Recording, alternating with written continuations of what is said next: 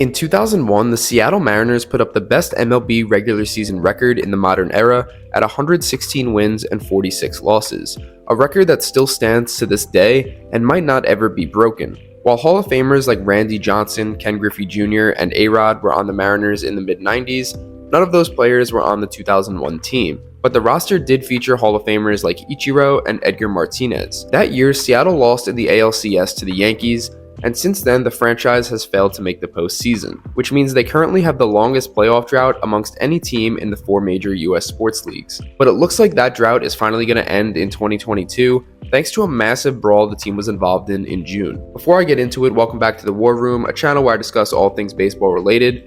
Subscribe to the channel if you're new, and let's get straight to it. Through the first 3 months of the season, the Mariners were mediocre once again. It's not like they were lacking talent on the roster though. I like to think of them as the type of team where if everyone's playing how you expect them to and they have some momentum, they can be pretty dangerous. The problem was that after about 70 games, they weren't playing up to their full potential, which is usually the reason why they don't make the postseason. But something happened during Game 74 that immediately changed the trajectory of the Mariners season. The date is June 26th. The 34-40 Angels are hosting the 34-39 Mariners. There was some beef earlier this season between these two teams after Justin Upton got hit in the head versus the Angels, and a ball was thrown at Mike Trout's head in retaliation. In this game, pitchers throwing at batters continued, as a pitch was thrown behind Mariners rookie Julio Rodriguez in the first inning. The umpire then issued warnings to both dugouts. In the top of the second inning, Jesse Winker got hit by a pitch in the leg, and what happened next was a moment that turned the entire Mariners season around.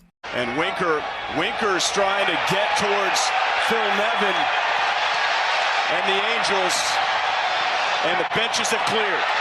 And Justin Upton comes in, and we have chaos. And an opposing team, and it's not done. It is not done.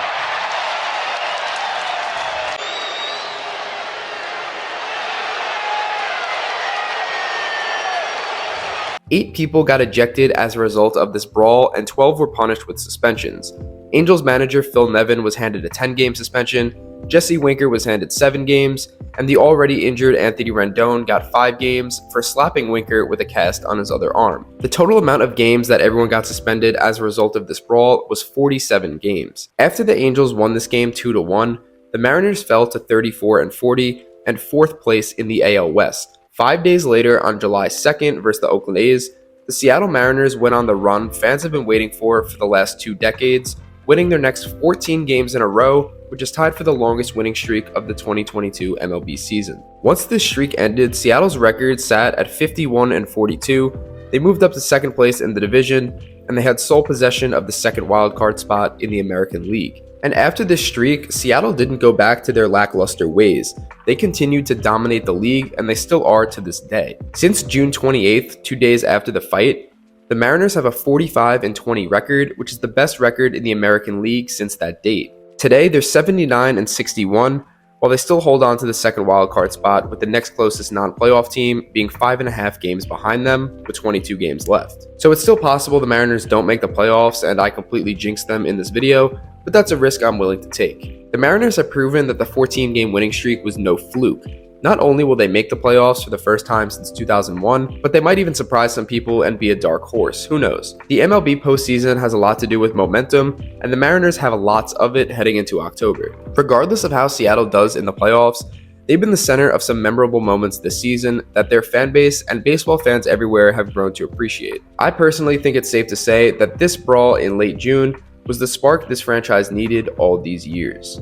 That wraps this one up. Thank you for watching. Leave a like on the video if you enjoyed, and subscribe to the channel if you're new. And as always, I'll see you guys in the next one.